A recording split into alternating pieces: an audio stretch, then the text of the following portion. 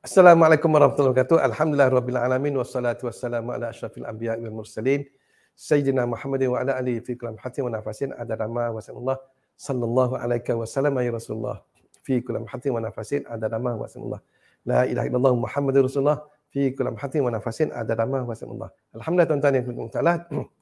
Okey, tuan-tuan pernah dengar ke tentang khatam nubuah? Itu cok mohon yang berada di belikat Nabi. Okey.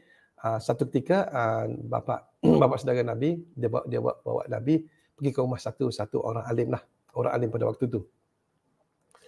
Orang alim tu tengok Rasulullah SAW, masa tu Rasulullah muda lagi, masih muda lagi. Jadi dia tengok Rasulullah SAW, dia rasa lain sikit orang ni.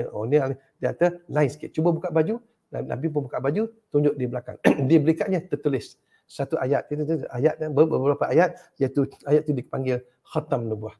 Nabi yang khatam Nabi yang terakhir.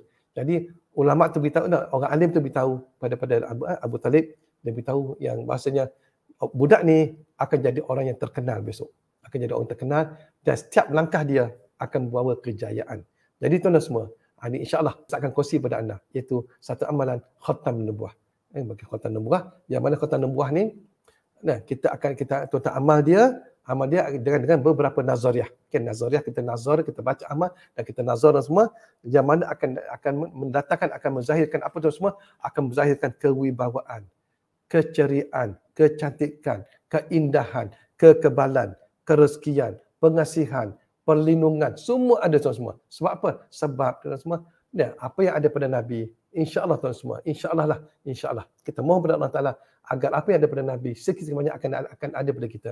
Sebab apa tuan semua? Sebab setiap langkah Nabi, ke mana saja Nabi pergi, ke mana saja Nabi menghadap wajah dia, semua akan membawa kejayaan. Jadi insya-Allah dengan khatam nubuah ni yang adanya amalan ni tuan semua, maka tuan tak akan berjaya. Setiap langkah tuan semua, ke mana saja anda pergi, setiap langkah tuan-tuan akan membawa kepada kejayaan. InsyaAllah kalau anda berminat untuk dapatkan khatam nubuah ni. Dan Ustaz beritahu tuan-tuan, Ustaz dah amal. Ustaz dah amal ni dan kawan Ustaz dah amal. Ustaz tak amal, cerita siapa dia.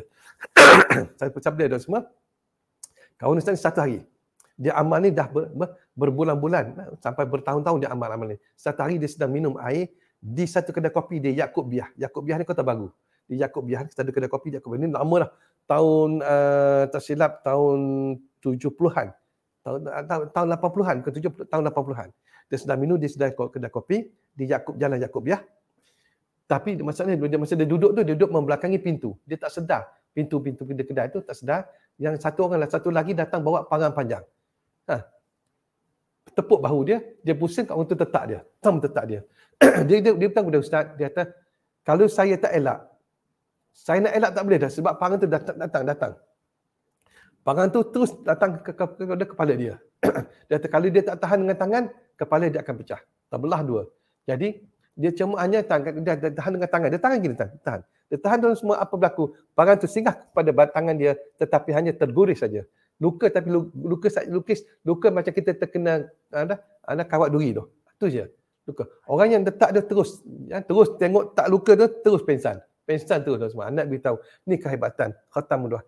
Tu bukan tu saja, banyak perkara tuan. Kebanyakan anak orang bisnes, anda nak buat bisnes, anda perlu ayat khatam nubuah ni. Kerana apa? Kerana dah menjadi ayat yang ada pada badan Nabi. Ke mana saja Nabi menghadap, dia akan menjadi kejayaan. Kalau anda seorang bisnes, insya-Allah anda akan jadi seorang bisnes yang pembisnes, pengusaha yang berjaya. Kalau anda seorang yang ada orang ramai, ada pekerja ramai, insya-Allah anda akan berjaya. Syarikat besar anda akan berjaya dalam pekerjaan. Setiap apa pekerjaan anda akan berjaya. InsyaAllah Ustaz akan kongsikan khatam nubuah. InsyaAllah. Kita jumpa lagi. Assalamualaikum warahmatullahi wabarakatuh.